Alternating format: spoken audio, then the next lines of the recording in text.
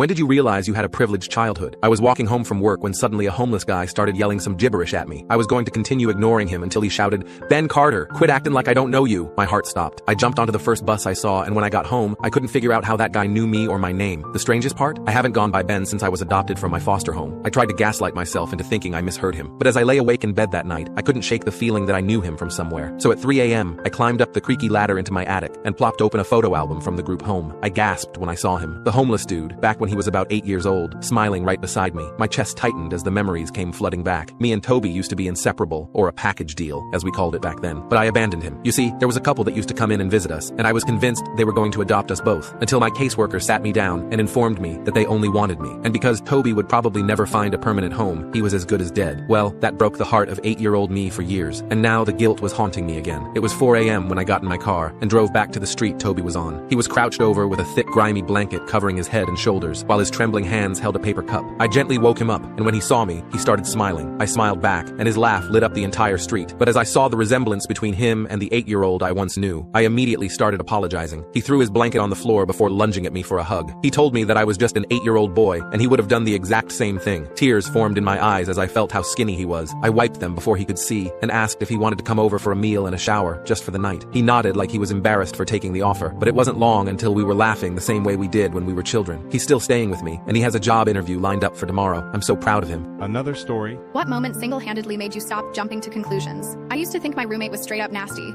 even though her room was mostly spotless. You see, she literally never washed her bed sheets. Now, I can be a crusty beach too. So at first I didn't think much of it, but then 3 months later, it got weird. She was chilling in bed eating Wingstop, and before I could even process what was happening, the entire cup of garlic parmesan spilled onto her sheets. And instead of, taking the sheets off and washing them like a normal person, she just wiped it off with a napkin and kept eating. Like, hello? Then I thought maybe she'd wash them by the end of the week. Spoiler alert, she did not. 2 months passed, and then I saw it. A black mold growing in the center of her bed. At this point, I was 2 seconds away from setting the whole thing on fire. But every time I brought it up, she'd just start crying. And before you ask, yes, I did try to get moved to another dorm. I even had my hot friend try to flirt with the RA to see if we could work something out, but it didn't work. So I thugged it out and started sleeping with a surgical mask every night. But then came my breaking point. I was getting ready for college one morning when I saw something crawling in the corner of my eye. And when I asked my roommate to lift up her sheet, that psycho beach refused. So I yanked those covers back myself. And when I did, my soul left my body. Because right there, crawling all over her nasty ass sheets, was a whole family of carpet beetles. I screamed, and even though I expected her to break down, it still made me feel bad to see her cry. So I told her I just wanted her to be straight up with me. And for the first time since I lived with her, she actually apologized and came clean. Apparently, before college started, her dad was killed by a drunk driver, and a few days before he died, they were watching a movie in her bed. It was the last time they spent time together, and she said, "Washing the sheets means he's really gone." My face went red, and I was embarrassed for judging her so badly. But there was still no way I was getting a fungal lung infection. So I did some research, and, long story short, we found a service that restores and seals old fabric. Grief lingers in the weirdest places, even in unwashed sheets.